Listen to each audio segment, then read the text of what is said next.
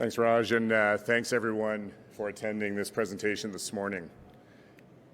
Before I jump into the main presentation, I will be making some forward-looking statements. This language is available on our website and in this presentation deck, which is on the conference website as well.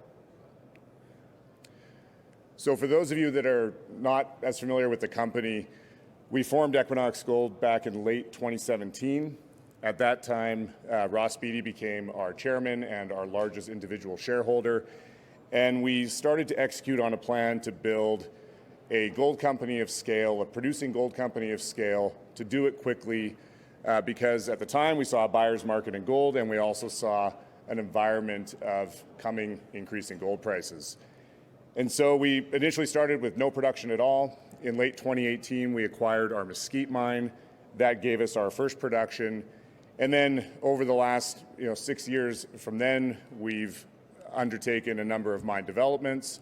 We've acquired some additional producing mines, most recently brought our Greenstone mine into production this year after over 2.5 years of construction and commissioning. So today we now have 8 producing mines, 3 expansion projects within that producing mine portfolio. We've got a large reserve, 19 million ounces of proven and probable.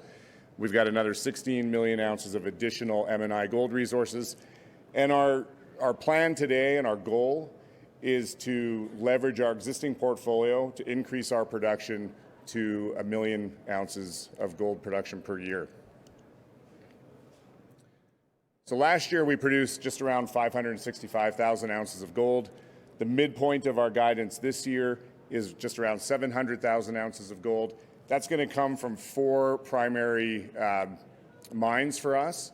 The first is our Los Filos mine in Guerrero, Mexico, our Aurizona gold mine in Brazil, our Bahia complex in Brazil. This is actually a combination of our Fazenda and Santa Luz mines, and we're currently working on what an integration of those 2 projects looks like. But together, that's our Bahia complex. And then, of course, our new Greenstone mine in Ontario. Greenstone, we did start out owning 60% of Greenstone. In May, we completed the acquisition of the 40% of Greenstone we didn't already own. And so now we own 100% of the Greenstone mine. And of course, over the last 3 years or so, our primary focus has been on bringing Greenstone into production. So obviously, a very important project for Equinox Gold. This is our new Cornerstone asset for the company. This is a mine of substantial scale, 400,000 ounces of gold production per year on average for the first 5 years. It's got an initial mine life of 14 years. This is underpinned by 5.5 million ounces of gold reserves. We've got another 2.6 million in M&I, but in all categories, we've got another 4.5 million ounces of gold within the Greenstone deposit.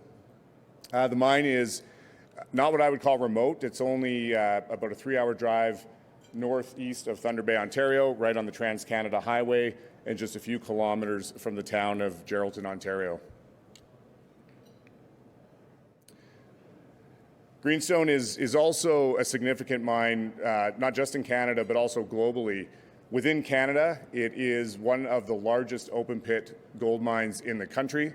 It's also one of the highest-grade open-pit gold mines of scale in the country. And it's also one of the only mines of this scale globally that's not held by a major gold producer or a large private gold producer. There's very few of these left, and we just saw another one go with Martin talking about sentiment earlier today. And if you compare Greenstone against the global gold mine cost curve, again, the cash costs are going to be in the lowest quartile, and all-in sustaining costs are going to be well within the lowest quartile as well. So we've had a couple of recent milestones at Greenstone. These are what I would call feel-good milestones. In May, we had our first gold pour. I attended the event as well as sort of community leaders, Indigenous partners, some of our suppliers. It was a great event and very cool to see that come to fruition after so many years of hard work at Greenstone for the team. We also recently completed our Ride to Greenstone fundraiser. This was a bike relay that we undertook from Vancouver to the Greenstone mine to raise money for the local hospital in Geraldton. This was a massive success. We raised over $1.3 million for the hospital in Geraldton, another $200,000 for various causes around our other operating mines. And I can tell you that the people of Geraldton were very happy. This is going to be a big win for the community. And it's also a big win for us because this hospital will provide high-quality health care to all the mine employees going forward. I should probably say while I'm up here that we really appreciate the support of all of our sponsors, which did include some corporates and suppliers, and really appreciate the support on that. And then finally, shortly after the Ride to Greenstone ended, we did have our mine grand opening at Greenstone. Again, it was a great event, and you can go to our website. There's video footage of all of these events. So from an operating perspective, the ramp-up of production has been going well. We first introduced ore in April and then got to our first gold pour in May. And you can see on this graph here, this is the 30-day rolling average tons per day milled April through the end of August. And, you know, obviously it's not a line that's sort of straight up and to the right. We did have the shutdown in late July, early August, where we dealt with a few issues that had manifested as we had been ramping up. We've now come back up. We've exceeded 60%. It was actually 64% in August, and are continuing to trend toward full production. The last number of days have been around 80%. So we definitely, as we've ramped up, we've had a few things we've had to deal with. We did have another short shutdown in September. We've got another one planned for October. But again, the trend is going in the right direction. We're very pleased with the way the mine is ramping up. Same thing with mining. We've now got 25 haul trucks in operation. The mine has been able to do 150,000 tons per day ex-mine in September. As we've opened up the pit, and this month we're going to complete the excavation of some historic contaminated soils that have kind of restricted our movement in the pit. As that all opens up going into October, the mining should become a lot more efficient within the Greenstone pit. By the end of the year, we'll have another 4 haul trucks in operation. We'll have hired some more haul truck operators, and so by the end of the year, we'll be in a position to mine about 180,000 tons per year. Still pushing toward commercial production by the end of the third quarter, looking to get to, or around the end of the third quarter, I should say, and looking to get to 95% of full capacity, which is 27,000 tons per day by the end of this year. So now that we've got Greenstone into production, we are starting to turn our attention to the growth opportunities at Greenstone. The very easy and low-hanging fruit is that some of the drilling we've done, and we haven't done much as we've been focused on construction, but what we have done in the east end of the pit looks like that's going to pull the pit to the east. We also see an opportunity to pull the pit wall to the west. Those two opportunities alone are going to add a couple of years to this mine easily. We also have, in all categories, almost 4.5 million ounces in the underground. And this underground deposit has never been included in an economic analysis that's been public. It's something that we're going to focus on over the coming quarters and see if we can start to surface some of that value from the underground. Ideally, eventually, this underground would run concurrently with the open pit and would have the effect of increasing the average feed grade. The other sort of simple opportunity is that the mine, or at least the processing plant, is sized for 30,000 tons per day. Our mine plan calls for 27,000 tons per day. Once we've had some time running this at full capacity, get our arms around running it, we'll look to see about increasing that throughput and then potentially increasing annual production just by the throughput increase. This is a regional map of the Greenstone area. Again, there's lots of targets in the regional area that could ultimately provide feed to the mine. Within sort of trucking distance of the Greenstone mine, we do have the Cayley and Key Lake deposits. Those two deposits today have 700,000 ounces of gold already, and we've done no additional drilling since we've acquired Greenstone. And then further up the trend, you can see the call out up top. It's about 100 kilometers of trend along the Greenstone Gold Belt. The Brookbank deposit has another 680,000 ounces of gold, some higher grade underground material as well. That could potentially feed Greenstone, or it could be something that looks like a standalone mine. The short story is there's a lot of prospectivity along this belt, a lot of near mine opportunities and targets that we can explore, and this is something that we'll start to focus on over the coming years. So in addition to Greenstone, we do have 3 other expansion projects within our existing portfolio. The first is our Aurizona mine in Brazil. Currently, Aurizona is operating as an open pit mine. We do have a pre-feasibility study that we put out a couple of years ago on the addition of an underground mine at Aurizona. This again would have the effect of increasing the average head grade and increasing the annual production from around, call it 120,000 ounces a year right now, to 140,000 ounces a year with that increased head grade. We originally had intended on starting the underground development this year, at least the portal construction. We did have some geotechnical issues in the Piaba pit, which is where we're starting the underground portal. We're dealing with those now, and then in Q1 or Q2, depending on how the rainy season looks, we'll start that development early next year, or in the first half of next year. The next opportunity we have is our Castle Mountain mine in California. We had been running it as a small sort of contract mining, contract processing, open pit heap leach, which was our phase 1, which was designed to excavate historic fill that was already in the pits as we advanced the permitting for phase 2. We've now suspended that operation, or the mining of that operation. We're still producing from the heap leach pad, and we're focusing over the next couple of years on completing the permitting and completing the detailed engineering. The permitting has advanced quite a bit in the last 6 months. We did get the notice of completion from the Bureau of Land Management. We're now working with them to get the notice of intent, hopefully by the end of this year. That'll put us on a timeline to have that permit sometime in 2026, at which point we want to be in a position to make a construction decision one way or the other. So in the meantime, we are focused on the detailed engineering. We're trying to get this project to a similar position that Greenstone was in when we started building that mine, basically having a high degree of confidence on what we're planning to build. And that would increase production at Castle to over 200,000 ounces of gold per year, also a long mine life. So pretty attractive opportunity for us. And then the third one is our Los Filos mine. Los Filos is operating as an underground and open pit heap leach operation.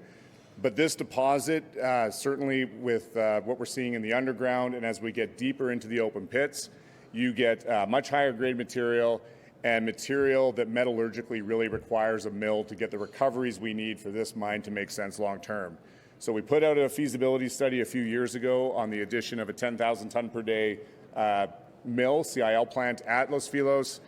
We have not made any decision to build it yet because we are working with the local communities to get long-term agreements done that would create an economic environment that would make this investment something that we would want to pursue.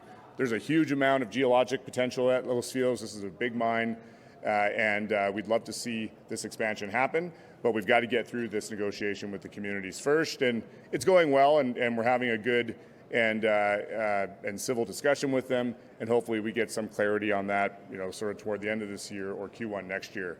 But if we do that expansion, we would take Los Filos from around 160 to 180,000 ounces to over 280,000 ounces per year. So we finished, this is at the end of Q2, we finished with $167 million in cash, $100 million undrawn on our revolving credit facility, plus we have a $100 million accordion feature under our credit facility, plus we have cash flow from our operating mine. So we're in a good position in terms of our liquidity. We do have debt on the balance sheet, just over $1 billion under our revolver and term loan, another $450 in convertible notes. And this debt really is related to the fact that we just built a very large mine, the Greenstone mine, and then in May we took out another $500 million in debt to acquire the 40% that we didn't already own. But we're in a good position now to start deleveraging the balance sheet. Basically, we're at an inflection point in terms of our production and cash flow generation. So, coming into the end of 2024, going into 2025, we've got much higher consolidated production, much lower costs, much higher gold price, and our capital expenditures are coming down drastically. So basically that puts the company in a position to generate substantial free cash flow. In addition, over 52% of our net asset value is now in Greenstone. This is on consensus numbers. And so that's now production NAV from one of the best jurisdictions in the world. And you can see here, this is a bit of a complicated slide, but what it's showing is our leverage ratio, our net debt to EBITDA ratio over time. And you can see there's periods of time where it's increased as we've built mines, taken out debt, and then, or had production issues or cost increases or the gold prices come down. And then as we've brought mines into production and seen the margins increase again, that EBITDA ratio's come down. The simple takeaway from this slide is that with massively increasing EBITDA in the back end of this year and into next year, that leverage ratio comes down naturally. That EBITDA generates a substantial amount of cash. We use that cash to actually reduce our net debt. That further accelerates the deleveraging. And as you reduce your net debt, you reduce your interest expenses, and that frees up even more cash to pay down your debt. So what we're showing here is that we're in a position to start a pretty rapid deleveraging cycle of the company, starting sort of the fourth quarter of this year and into 2025 and 2026, and we think we can deleverage quite quickly. And that brings us to the valuation opportunity here at Equinox. We're going into production here in commercial production, one of the largest gold mines, certainly in Canada. Much lower cost, much higher production. We've got one of the highest reserve bases of our peer group. We've got one of the highest production growth trajectories of our peer group, but we're still trading at the very low end on a price to NAV basis. And so again, our thought here is as we increase production, decrease costs, our capital comes down, cash flow goes up, safe jurisdiction production. As we start to deleverage and start to manifest these things, we should start to see that revaluation happen, at least toward our intermediate producers and hopefully toward the senior producers. And the management team at Equinox, we're all very much aligned with our shareholders. Ross Beaty is our chairman and largest individual shareholder. Everybody on the management team, myself included, is a shareholder, and many of our employees are part of an employee share purchase program. So we are very much aligned to create value here. If you look at the peer group, we've got the second highest insider ownership of all the companies, save Endeavour Mining. So to sum it up, right now we are going very shortly into commercial production at a low-cost, long-life mine in Canada, substantially increasing our production, decreasing our costs, increasing our cash flow. We're doing that in a macro environment of strong gold prices and increasing gold prices and decreasing interest rates. This gives us the potential to start deleveraging the balance sheet quite quickly, which then puts us in a much stronger position to develop our other growth opportunities within the company and really just emerge here from this build as a much larger and stronger gold producer. I think I'm going to stop there, and I think we got a little bit of time for questions. Thank you, Greg. I have time for one quick question, if there's any. There's one question, gentleman there. Thank you.